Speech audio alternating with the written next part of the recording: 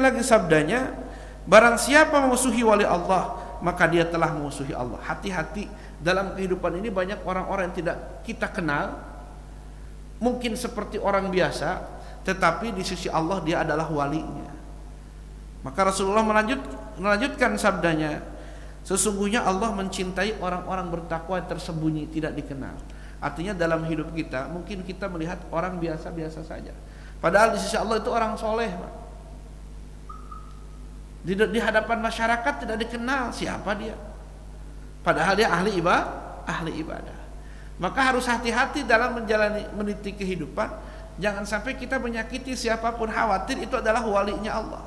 Barang siapa memusuhi wali Allah, sesungguhnya dia sudah memusuhi Allah. Apalagi kita tahu kedudukan orang itu, ulama misalkan, wali Allah, kita memusuhinya sama dengan memusuhi Allah. Sedangkan dalam pergaulan pun kita harus hati-hati, khawatir ada orang tersakiti sama kita.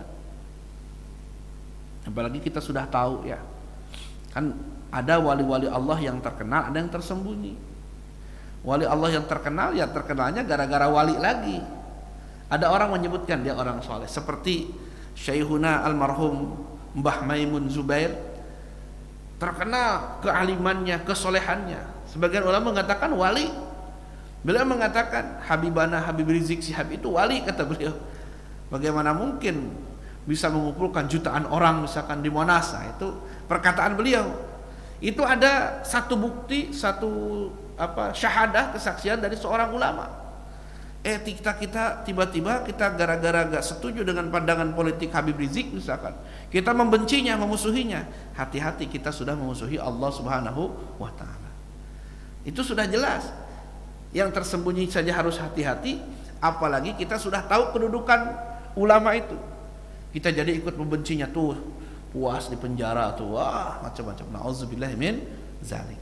Padahal tidak sedikit para ulama yang masuk penjara itu resiko perjuangan. Imam Ahmad bin Hanbal pernah masuk penjara, Imam Malik ya pernah masuk penjara. Ini karena apa? Risiko perjuangan, dan itu tidak memudarkan kemuliaan beliau. Nah, jadi dalam pergaulan harus hati-hati. Barangkali di sekitar kita itu ada orang-orang soleh yang kita nggak tahu, apalagi kita sudah tahu kesolehan beliau, maka nggak boleh membencinya, menyakitinya, apalagi memusuhinya. Karena barang siapa memusuhi wali Allah, dia sudah memusuhi Allah. Wali Allah itu betul-betul orang yang takut kepada Allah, sekalipun dia mungkin tersembunyi. Ya, kalau kita belumlah jadi wali murid mungkin ya, wali santri, wali nikah bisa. Untuk mencapai posisi wali Allah ini luar biasa. Paling tidak kata ulama mewarisi sifat al-muttaqin dalam surat Ali Imran. Pertama, tidak marah di saat bisa marah. Kedua, mudah sekali memaafkan kesalahan orang. Yang ketiga, udah bisa memaafkan kesalahan orang, wallahu yuhibbul muhsinin, dia berbuat baik kepada orang yang sudah menyakitinya. Kan ini besar sekali, berat rasanya, Pak ya. Paling tidak seperti itu. Nah, kata Rasulullah, banyak sekali orang-orang seperti itu.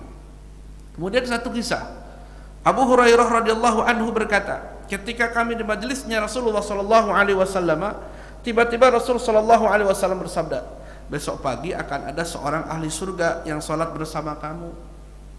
Kata Abu Hurairah, aku berharap semoga akulah yang ditunjuk oleh Rasulullah itu. Nah, ada perasaan ingin diakui. Sahabat juga ada, apalagi kita, Pak ya. Nah, kemudian esok pagi Abu Hurairah paling pagi, Pak, masuknya di majelis Rasulullah, salat di belakang Rasulullah sallallahu alaihi wasallam, dan ia tetap tinggal di majelis setelah orang-orang pada pulang. Tiba-tiba ada seorang masuk, seorang budak yang berkulit hitam, pakaiannya compang-camping, datang berjabat tangan kepada Rasulullah, mencium tangannya Rasulullah sallallahu alaihi wasallam. Jadi dalam hadis ini, orang budak hitam itu datang bersalaman dan mencium tangan Rasulullah. Kata siapa mencium tangan itu tidak ada.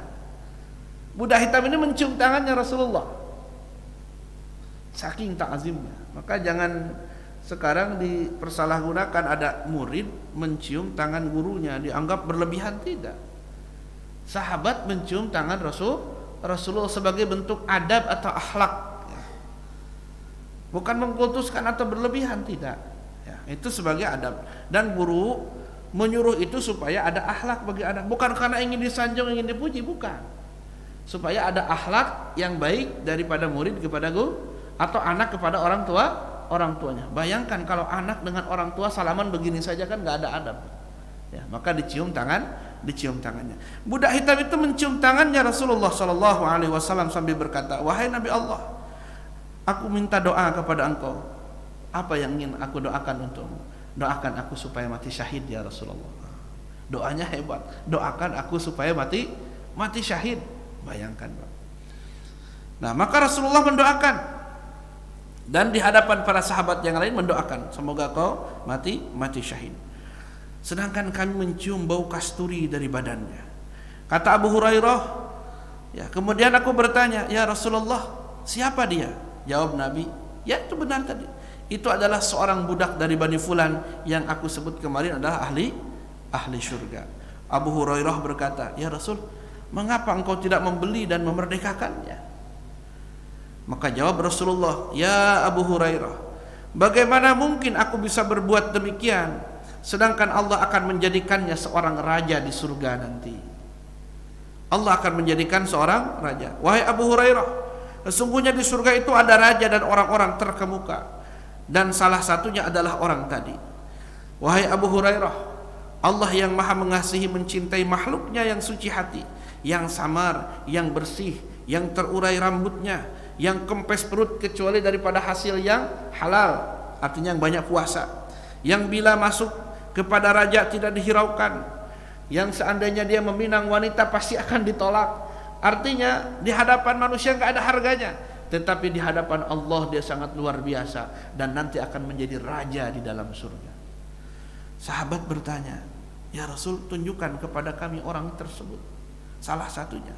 Maka Rasulullah SAW menjawab, ada, kata Nabi, dia adalah Uwais Al-Qarni, seorang yang berkulit coklat, lebar kedua bahunya, tingginya agak sedang, dan dia kalau jalan gak suka begini, menundukkan kepalanya sambil baca Al-Quran. Tidak terkenal di bumi, kata Rasulullah, tetapi terkenal di langit. Andaikan dia bersungguh-sungguh memohon sesuatu kepada Allah, pasti Allah memberinya. Cuman dia terlalu malu untuk meminta kepada Allah. Di bawah bahu kirinya ada bekas, ada tanda, ya. Wahai Umar dan Ali, jika engkau bertemu padanya satu hari, maka mintalah kepadanya supaya Allah memohonkan ampun untuk kalian berdua. Rasulullah tidak pernah berjumpa dengan Uwais Al-Qarni, tetapi ada kabar dari Jibril tentang kesalehan seorang pemuda ini. Tidak terkenal di bumi, namun terkenal di langit. Kita sudah mendengar kisah Uwais Al-Qarni, Pak. Seorang yang berkulit coklat, tinggalnya di Yaman, saking taatnya kepada ibunya. Ibunya ingin naik haji, nggak punya modal, ya udah, dipangku, ibunya dipanggul. Orang lain naik kuda, naik unta, ini dipanggul ibunya, digendong dari Yaman ke Mekah. Begitu sampai di Mekah, ibunya gembira luar biasa. Ketika tawaf bercucuran air matanya, ya Allah, anakku ini anak soleh, tetapi ia diberikan ujian penyakit kulit seluruh tubuhnya. Bukan dia tidak minta kepada Allah, malu, Pak, malunya luar biasa, merasa gak pantas itu. Tapi ibunya berdoa di depan Ka'bah, ya Allah, sembuhkan anakku daripada penyakitnya. Dengan izin Allah sembuh. Cuman Allah sisakan di bawah bahu kirinya saja. Itu ada rahasia besar apa yang terjadi nanti. Ketika selesai melaksanakan haji, ada keinginan ingin ziarah ke Madinah, ingin berjumpa Rasulullah. Cuman ibunya udah sakit parah, dibawalah pulang dulu ke Yaman. Yaman, Mekah, Madinah itu jauh. Sekarang aja Mekah, Madinah kita 5 jam naik mobil. Balik lagi ke Yaman. Setelah sampai di Yaman, izin kepada ibunya, saya ingin ziarah kepada Rasulullah. Diizinkan. Balik lagi dari Yaman ke Madinah. Kalau sekarang mungkin asal punya uang naik pesawat cepet. Ini balik ke Madinah. Sampai di Madinah Rasulullah lagi tidak ada. Tidak ada di rumahnya. Ada Ummul Mukminin. Kemana Rasulullah sedang ada kegiatan, entah berjihad. Oh, kalau gitu sampaikan salamku untuk Rasulullah. Baik. Dari siapa? Uwais Al-Qarni. Pulanglah kembali ke Yaman. Begitu Rasulullah sampai di rumahnya, ada salam dari seorang yang bernama Uwais Al-Qarni. Rasulullah tertegun dan dikabarkan oleh Jibril, taunya Maka disampaikan oleh Rasulullah kepada para sahabat, ahli surga itu Uwais Al-Qarni, karena saking taat kepada ibunya Allah memuliakannya. Ketika Rasulullah wafat, maka Uwais Al-Qarni ingin ziarahlah ke Madinah. Sedih Uwais Al-Qarni, padahal hidup sejaman dengan Rasulullah, tidak pernah bertatap langsung dengan Rasulullah. Tidak pernah menatap langsung dan menerima wahyu dari Rasulullah, tidak pernah. Nah, sampai ziarah ke Madinah, ketika beliau mau pamit mencari sahabat-sahabat Nabi, maka kaget ketika dalam satu tenda ada Sayyidina Umar. Bolehkah saya bertemu Umar? Siapa kamu? Saya Uwais Al-Qarni. Wah, langsung Sayyidina Umar langsung membuka bahu sebelah kirinya, ditengok ada tanda. Langsung gak banyak bercakap-cakap, tolong mintakan ampun aku kepada Allah, doakanlah. Apa gak kebalik kata Uwais Al-Qarni? Tidak, ini amanah Rasulullah kepadaku dan Ali, agar ketika aku berjumpa denganmu, kalau engkau memang Uwais Al-Qarni, maka doakan kami berdua agar Allah memberikan ampun kepada kami berdua. Ini luar biasa, Pak. Amanat Rasulullah tersampaikan sudah. Pulanglah Uwais Al-Qarni.